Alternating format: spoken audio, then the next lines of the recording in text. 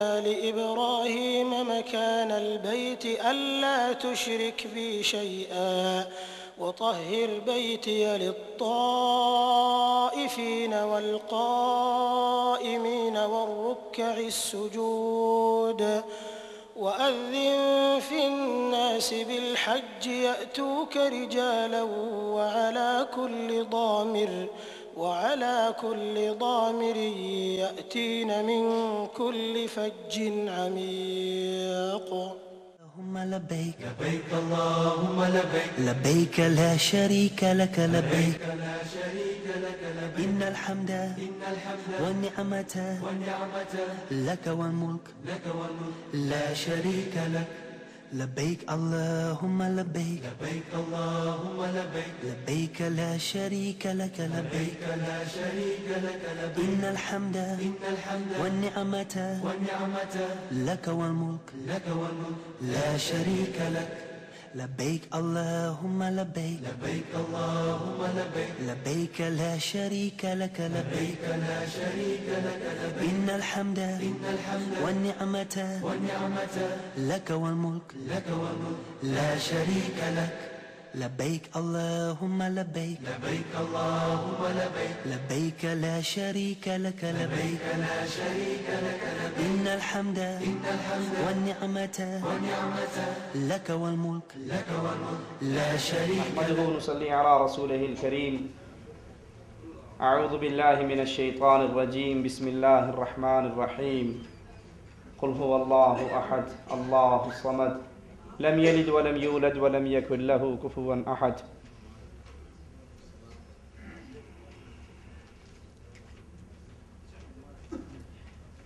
اللہ عز و جل کا فضل و کرم ہے کہ آج ہمارے درمیان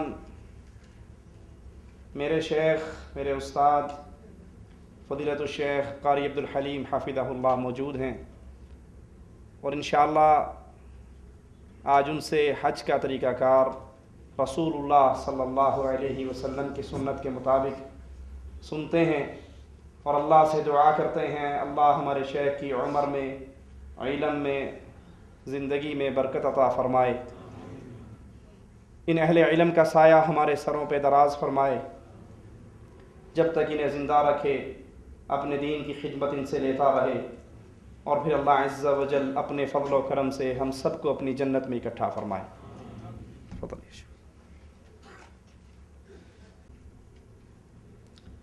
بسم الله الرحمن الرحيم. الحمد لله رب العالمين وأصلي وأسلم على رسوله الكريم. أما بعد فأعوذ بالله من الشيطان الرجيم. ولله على الناس حج البيت من استطاع إليه سبيلا. وقال النبي صلى الله عليه وسلم من حج هذا البيت فلم يرفث ولم يفسق رجع من ذنوبه كيوم ولدته أمه.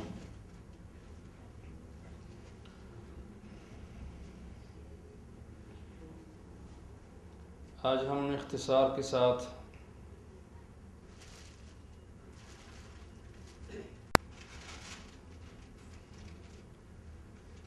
حج کا حکم،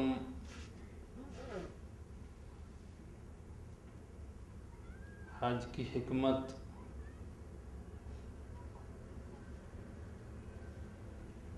حج کے چند فضائل، کیا حج فی الفور صاحب استطاعت پر واجب ہے یا اس میں کچھ تاخیر بھی ہو سکتی ہے؟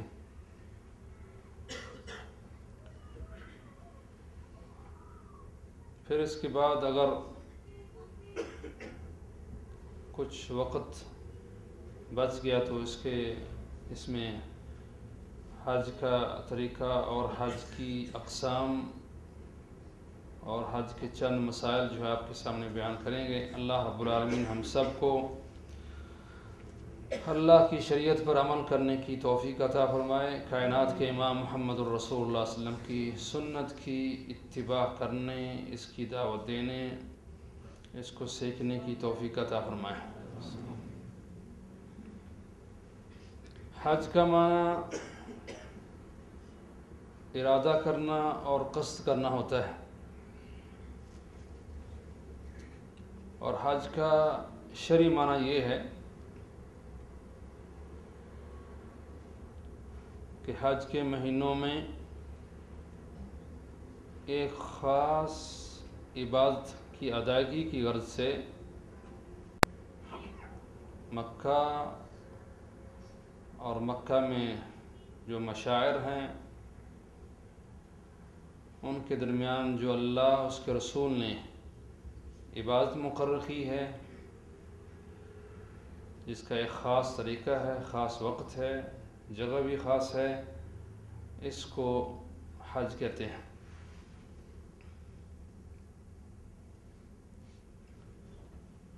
حج ہر صاحب استطاعت انسان پر فرض اور ضروری اور بلا تاخیر واجب ہے۔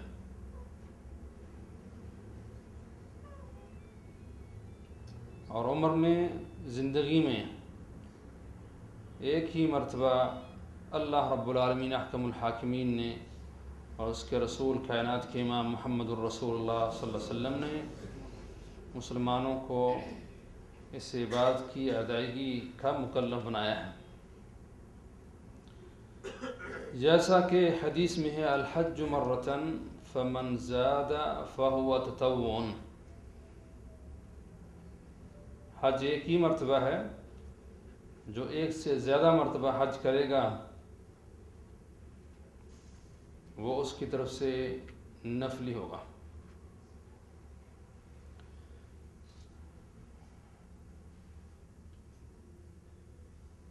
حضرت اقرا بن حابس کا قصہ اور حدیث بڑی معروف ہے، آپ سب جانتے ہیں۔ جب اللہ کے نبی کائنات کے امام محمد الرسول اللہ صلی اللہ علیہ وسلم نے حج کی فرضیت بیان فرمائی تو پوچھنے لگے افی کل عام یا رسول اللہ، کیا حج ہر سال فرض ہے؟ رسول اللہ صلی اللہ علیہ وسلم خاموش رہے، دوسری مرتبہ، تیسری مرتبہ، پھر آپ نے فرمایا لو قلت نعم لو وجبت ولم استطعتم، اگر میں ہاں کہہ دیتا تو یہ بات تم پر ہر سال ہی فرض ہو جاتی ہے، اور پھر تم اس کو ادا کرنے کی، اس کی ادائیگی کی استطاعت نہ رکھتے۔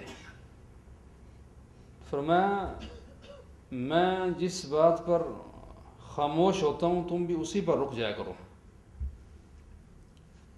اس لیے اللہ نے قرآن مجید میں بیان فرمایا لا تسألوا عن اشیاء ان تبد لکم تسؤکم۔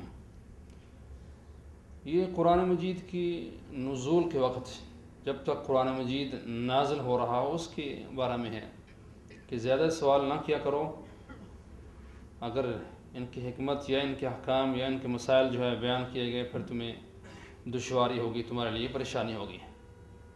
اللہ اس کے رسول نے جو بیان کیا ہے اس پر عمل کرو اور خاموشی اختیار کرو، اور مسلمان کے لیے یہی حکم ہے کہ اللہ اس کے رسول کے حکم کے سامنے اپنے آپ کو جھکا لے، سر تسلیم خم کرے، آگے بڑھنے کی کوشش نہ کرے کہ فلاں نے ایسے کہا ہے، فلاں نے ایسے کہا ہے، فلاں مولوی صاحب ایسے کہتے ہیں، فلاں بزرگ ایسے کہتے ہیں، فلاں امام صاحب ایسے کہتے ہیں، بلکہ اللہ نے قرآن مجید میں حکم دیا ہے یا ایھا الذین آمنوا لا تقدموا بین یدی اللہ ورسولہ، اے ایمان والو اللہ اس کے رسول سے آگے مت بڑھو، اللہ اس کے رسول نے جو بیان کر دیا اسی پر جو ہے اکتفا کرو، اسی میں بہتری ہے، اسی میں خیر ہے، اسی میں زیادہ فائدہ اور ثواب ہے۔ رسول اللہ صلی اللہ علیہ وسلم کے پاس ایک صحابی آتے ہیں، مختلف سوالات کیے جن کی تفصیل حدیث کے اندر موجود ہے، آپ نے جواب دیے، تو جب واپس جانے لگے تو کہنے لگے اللہ کے نبی نہ میں ان جو آپ نے جوابات دیے ہیں ان پر اضافہ کروں گا، نہ اس میں کمی بیشی کروں گا۔ تو آپ نے فرمایا اگر تم اس دنیا میں زمین کے اوپر کسی جنتی انسان کو چلتے ہو دیکھنا چاہتے ہو تو اس انسان کو دیکھو۔ یہ کون انسان ہے؟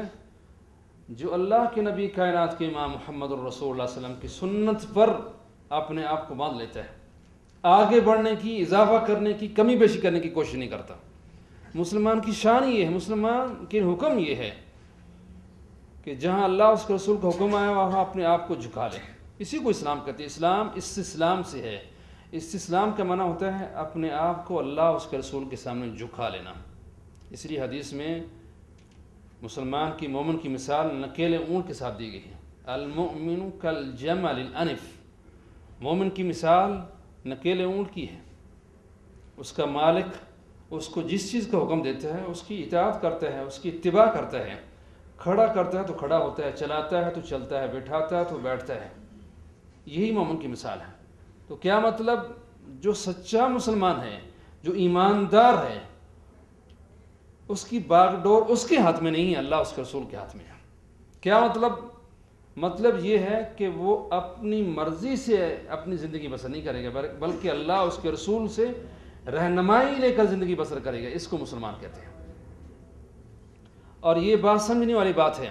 اگر کسی انسان کو اس بات کی سمجھ آ جاتی ہے تو جب اس بات کو سمجھنے کے بعد اللہ کے احکام، اس کے رسول کی سنت پر عمل پیرا ہوتا ہے تو اس کو لذت محسوس ہوتی ہے، اس لیے کہ اس نے اس منہج کو سمجھ لیا ہے۔ یہ منہج صحابہ کا منہج ہے۔ تو ہم موضوع کو لمبا نہیں کرنا چاہتے۔ تو حج ایک مخصوص عبادت کو کہتے ہیں، مخصوص وقت میں، مخصوص جگہ میں، مخصوص طریقے کے ساتھ جو عبادت کی جاتی ہے اس کو حج کہا جاتا ہے۔ زندگی میں ایک ہی مرتبہ ہے، جو اس سے زیادہ کرنا چاہے اس کے لیے نفلی۔ البتہ 5 سال کے بعد، جیسا کہ بحقی اور بعض دوسری روایات میں ہیں، یہ بہت اعلیٰ درجے کی روایت تو نہیں ہے، اس حدیث میں 5 سال کے بعد جو ہے دوبارہ حج نفلی جس کو ہم کہتے ہیں کرنے کی ترغیب اور تلقین کی گئی ہے۔